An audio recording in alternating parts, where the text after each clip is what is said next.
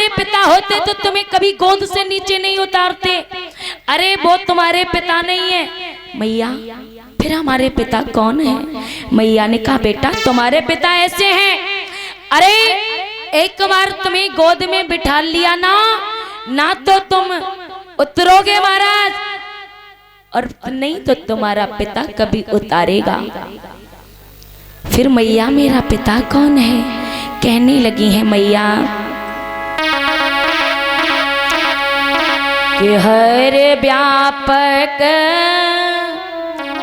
सर्वत्र समाना और प्रेम से प्रकट होय में जाना। राम है केवल प्रेम प्यारा और जान ले जो जान रहा। बेटा तुम्हारा पिता थोड़े से प्रेम में रीझ जाता है भैया, फिर तुम्हें अपने पिता की खोज में अवश्य जाऊंगा। अरे मैं भगवान की तपस्या करूंगा। मैया ने कहा बेटा अभी तुम मत जाओ, अभी तुम छोटे हो, तुम्हारी 5 साल की उम्र है और तुम क्या तपस्या करने जानो। और एक बात कहना चाहूंगी प्यारे, क्योंकि बच्चे की प्रथम पाठशाला माँ होती है, बच्चे की प्रथम गुरु माँ होती है। माँ चाहे तो अपने बच्चे को यशस्वी तपस्वी मनुष्यवी बना दे, और एक माँ चाहे तो अपने बेटे को डाकू जेब कतरा चोर बना दे। मैया ने कहा बेटा अभी आप छोटे, अभी मत जाओ। नहीं मैया हमें तुम तैयार कर दो, हम भगवान की खोज करने अवश्य जाएंगे। आज मैया ने रोका लेकिन ध्रुव नहीं माने। मैया ने एक छोटा सा कमंडल दे दिया, एक हाथ में चिमटा दे दिया और ऊपर एक जूड़ा बांध दिया है। आज वो बेटा अपनी माँ के चरणों को स्पर्श करके और चले। ध्रुव कह रहे हैं मैया जीवित रहूंगा तो आपसे मिलने जरूर आऊंगा। बेटा आप अपनी बूढ़ी मैया को अवश्य दर्शन देने आना। मैया यदि मैं जीवित रहा तो आपसे मिलने अवश्य आऊंगा। बेटा ध्रुव आज जा रहे हैं भगवान की खोज में। एक जंगल में पहुंचे और जंगल में पहुंचे महाराज, देखा है बाबा नारद सामने से आ रहे हैं। अरे एक विद्वान बड़ी सुंदर रचना करते हैं प्यारे, क्योंकि जब ध्रुव जा रहे थे तो खबर पहुंची उत्तानपाद के पास कि तुम्हारा बेटा नन्ना और भगवान की तपस्या करने के लिए जंगल में जा रहा है। तो राजा उत्तानपाद ने खबर भिजवा दी, आज से जौ की रोटी नहीं गेहूं की रोटी मिलेगी। अरे 56 प्रकार के व्यंजन मिलेंगे, लेकिन ध्रुव से कह दो भजन करने की उम्र तो मेरी है, बेटे की नहीं है। लेकिन प्यारे आज और होना भी चाहिए प्यारे, क्या कि जब ऐसी संतान निकल आती है ना, हमारी संतान भक्त संतान निकल आए तो वो 3 नहीं 21 पीढ़ियों का उद्धार करती है।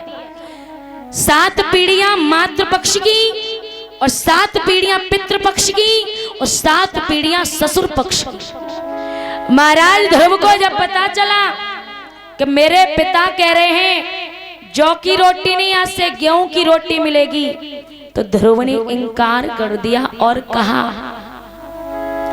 कि सीढ़ियां उन्हें मुबारक हो, सीढ़ियां उन्हें मुबारक हो जिन्हें छत तक जाना है, और मेरी मंजिल तो आसमां है, रास्ता खुद बनाना है। प्यारे विद्वान कहते हैं, श्री सुखदेव जी समझा रहे हैं राजन परीक्षित, श्री सुखदेव जी कहते हैं राजन परीक्षित, ऐसा बेटा घर में यदि पैदा हो जाए ना तो हमारा घर स्वर्ग बन जाता है। क्यों? क्योंकि कहा है कि लगा दे आग पानी में, लगा दे आग पानी में और जवानी उसको कहते हैं, और मिटा दे बाप की दौलत हरामी उसको कहते हैं। प्यारे, यदि संतान हो तो ध्रुव जैसी, प्रहलाद जैसी। महाराज कहाँ है? जननी जन तो भक्त जन, कि जननी जन तो भक्त जन, और के दाता के शूर, और नहीं तो तू विंध्या भली, और व्यथा गमावे लो। महाराज संतान हो तो ऐसी हो, क्योंकि विद्वान लिख रहे हैं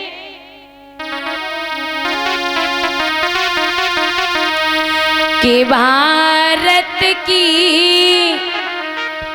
ओ मात ऐसे जनौरी तुम बेटा। सभी वक्त तालियां बजा करके बोलो।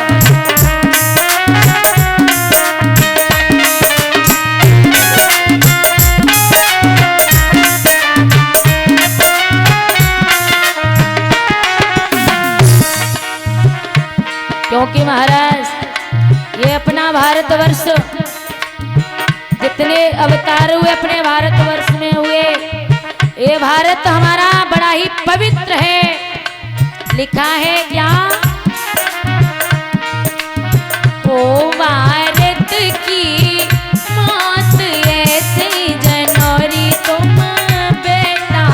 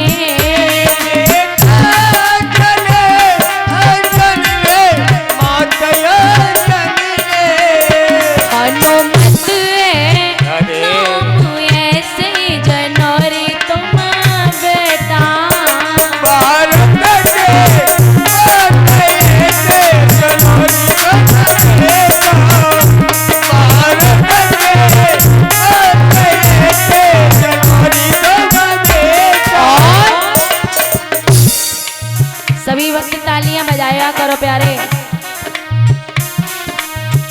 ओम बेटा जने यशोदानी मात यशोदानी बेटा जने यशोदानी मात यशोदानी।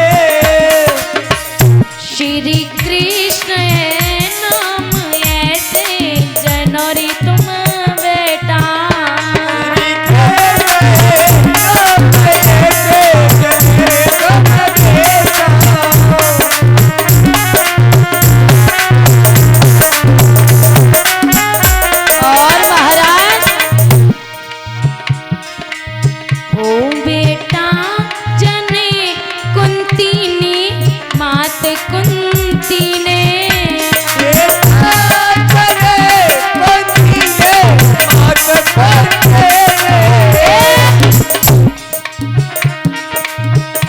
जिनको करण नाम ऐसे जनौरी तुम बेटा।